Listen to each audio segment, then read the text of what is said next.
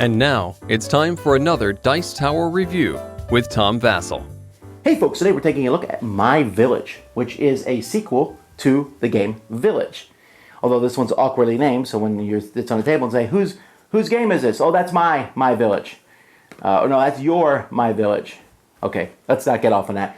I did not really like Village. Village had some interesting ideas. The most interesting was that you had these workers that would eventually die over the course of the game, and then you had to replace them. It was an interesting idea, but the whole thing felt soulless and just wasn't very interesting. So I have to say I kind of went into this one thinking, they're like, ooh, we added dice. Let's see if my is justified.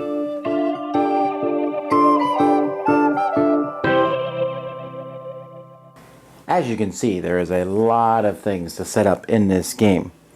What you're trying to do is you're trying to get a lot of prestige points. Now, many of the prestige points are going to come from building different buildings. Each building is going to be a certain amount of prestige points. And there's a lot of different prestige points that are available. You can see there's a lot of different buildings to build. There's also these here, they're called story points. As the game goes by, these are going to be placed on your tree where the storyteller is going to tell them, but you're going to want these to be eventually moved to the house here where they will turn into prestige points. So players are going to be doing all this through a dice mechanism. Each round of the game, there's this first player marker here, and each round you add another story point to it, and then one person is going to roll the dice. So all these dice are rolled, and then players in turn order, starting from the person who has this, are going to take a pair of dice. Doesn't matter which dice they take, that pair of dice is going to become a banner number for them. So I could take this 1 and this 6 here, and I would get a 7. Now, some of the dice are black. Well, black dice aren't as good as the rest. They waste time units. On each player's player board, they have this time thing that goes around. And so every time I take a black die, I automatically use 2 time units. So if I took 2 black dice, I'd use 4 time units. Whenever this passes this Grim Reaper piece, the Grim Reaper piece, which is a little fiddly, actually, but goes on top of your thing and moves with it. At the end of your turn, you return it, and then you have to kill one of your villagers. These villagers are important because if you don't have one of these villagers, then you won't be able to buy that kind of card. So this one here, you can't buy red cards. Over here, you can't use the merchant cards because your merchant's dead. However, when you kill people, the first time someone dies, they're going to come up here where you can see you're going to get story points for killing the different people. So because, they have a story to tell.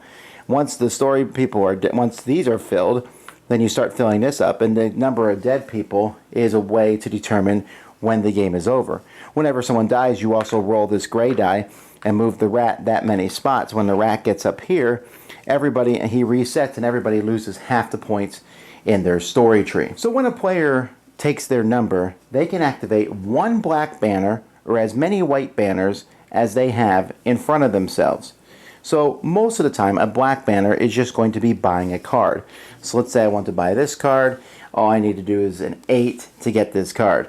So I use the 8, I pay 2 more time units, and then I will flip this card and put a good on the card. Now there are lots of these little black pieces here. You'll notice that these things count for many things. When they're on this kind of card, this one is a plow, so this counts as a plow. If they're on my main board here, they count as villagers. Or if they're in this area here, they count as money. So these black tokens have a lot of different uses. So now once I build these buildings, and there's 5 different types of goods, you're allowed to have 1 of each, you can then, every time I roll an 8 and I use my white banners, 1 black banner you can use, or you can use as many white banners as you have. I can use 8 and a time token and add more plows to my area. So these give you goods. The reason you want goods is because later on you'll be able to use goods to fulfill merchant orders. If I roll a 2 or 12, I can use this with a barrel of rum to turn this card over and get 3 points. So these cards are one way to get a lot of points. You'll notice that many of the cards have 2 different numbers on them, so this can be activated by a 3 or an 11. There are travel cards. You'll notice these cards, they're the green cards up here. When you go take a travel card, you start with the first one, and this one needs a 7 and 2 time units. And on the back is either 2, 3, or 4 points. I flip it over, Oh, it's only 2 points. How sad. Maybe the other person turns it over. Oh, it's 3 points. However, for when you go to the next one here, you see costs 7 units. So, I mean, it costs a 7 in the rolling dice, 2 time units, and a horse and 2 coins. However, for the person who got the 2, that's all they have. The person who got the 3, they have an extra cost of another coin to go on this trip. And then they get, 4 points. But the next time they go on a trip, you're going to need some beer to go any farther. And so each time you go on a trip, it might get harder and harder, but the points get higher and higher. As you can see, the points in the last one are 6, 7, and 8. You can build fields. These are here. These are simply ways to get more coins. Like this one here, every time I roll an 11, I can get a coin. And if I put a plow on it, I can get extra coins. You can build churches. Churches give special abilities. Each church has, this one has, for example, a window at the end of the game. However many windows in your church, the more points you get.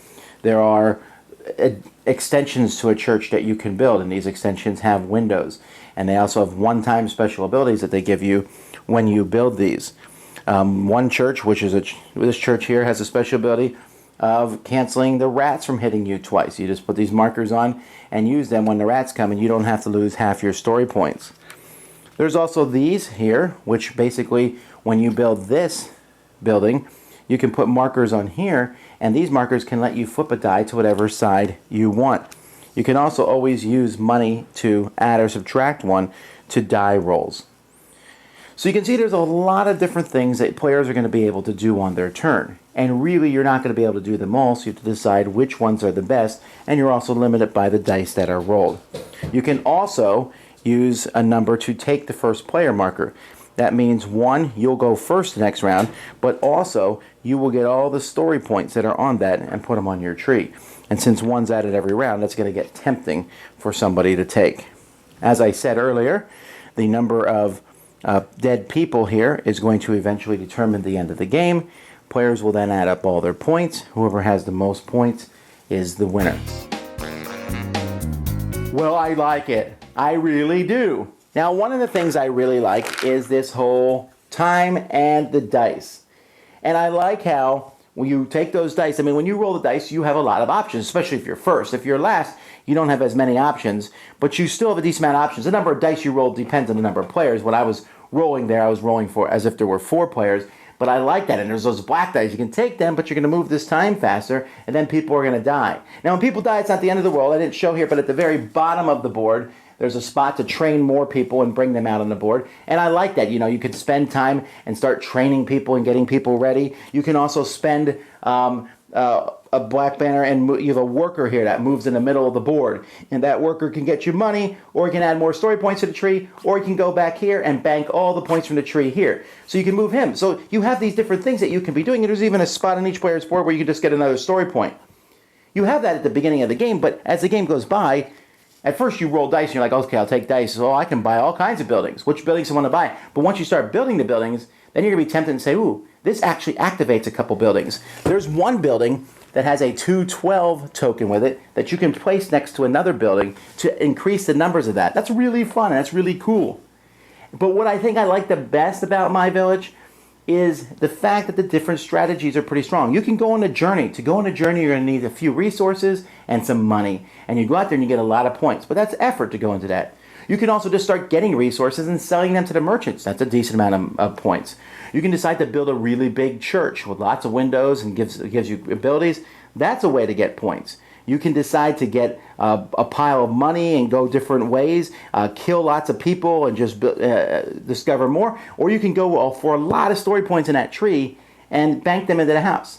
There are very distinct strategies, and in the one game I played, I remember distinctly, everyone tried a very different thing, and at the end of the game, we all were very close to each other in final scores, and I like that. Now, this does sound a bit like what we call a point salad game. Do this, get points, do this, get points. And that is true. I'm not even really sure what the best thing to do is in any regard, and like this, the 3 points here better than 4 points, but it does make sense. It does also work thematically. Now, the dice doesn't necessarily make sense thematically, but I don't really care about that because it's such a fun mechanism. I can say, ooh, I can take a 9 and I can buy that building, or this 9 will activate 2 of my white banners. or I can pay a gold and change it to an 8, which will activate these other 2 banners. I like that. It's simple. It sounds like it might take a while to do, but it really doesn't. You're so constantly spending time units, and so as those time units go around the board, people will die. You're like, oh, I better not kill off these people because if I kill off, I'm going to kill off the traveler because I'm never going to go on those trips anyway. It's a waste of my time. I'll kill him off. I won't even bother reviving him. But after a while, you have to kill off several people, and you're like, okay, I better start bringing some people back here, training new people to take their places. There's both death and life in this game.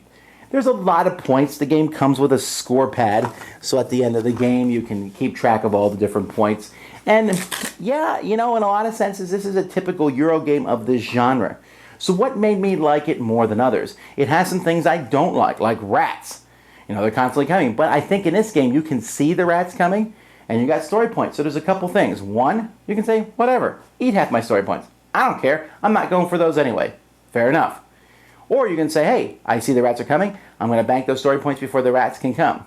Or you can say, these other things are busy. They took half my story points. But that's just the cost of doing the other thing. I like that. That's an interesting dynamic, and it's not too bad. It's not too slappy. Do that. It's not. But I think I also like the fact that I have many different buildings. There's all these cards over the board, and as you build the cards next to your board, and you build this little village that you've built, and you have these different banners, it almost has a Settlers of Catan feel to it, because you're rolling dice, and these all go off, just like in Settlers of Catan, when you roll a 6, and I get these different resources. It gives you that exact same feel. And I think I would almost recommend this game to someone who likes Settlers of Catan, but wants to do something more strategic and more fulfilling. My Village is definitely better than Village. And even though there are themeless spots, come on now, the game is using these black markers to mean money, to mean people, to mean goods. That's resource management, I guess. They didn't want to make all these different things. And it works in this game, although sometimes where was that black piece? Was it on this spot or that? But all that put together, normally I might give this one a pass. That's okay. But I think I enjoyed it. It flowed very quickly. You take 2 dice. You do your action. It's the next person. I take 2 dice. I like the rolling of dice, but the dice do not influence me unduly. Some people are like, oh, well, it's dice. Of course you like it. It's not so much the rolling of dice. It's the taking of 2 dice then, and then picking your dice, deciding whether to take a black die, which is going to make your time go farther, but might be the number you need, deciding on a strategy to follow, build a big church, go on trips, buy and sell goods, get lots of story points. I like that it has those distinct paths to follow, and I think there's enough here that you're like, well, what's the next game going to be like? What's the next game going to be like? And any game where you're looking forward to the next game is good in my book. That's My Village. Dice Tower Judgment, approved! Thanks so much for watching the Dice Tower videos. Find more great videos and reviews, as well as our top-rated audio podcast at Dicetower.com. You can also find other great shows at Dicetowernetwork.com. I'm Eric Summerer, and you've been watching The Dice Tower. The Dice Tower is sponsored by Cool Stuff Inc., where you can find great games for great prices. Cool stuff in stock. Check them out at CoolStuffInc.com. Shut the door.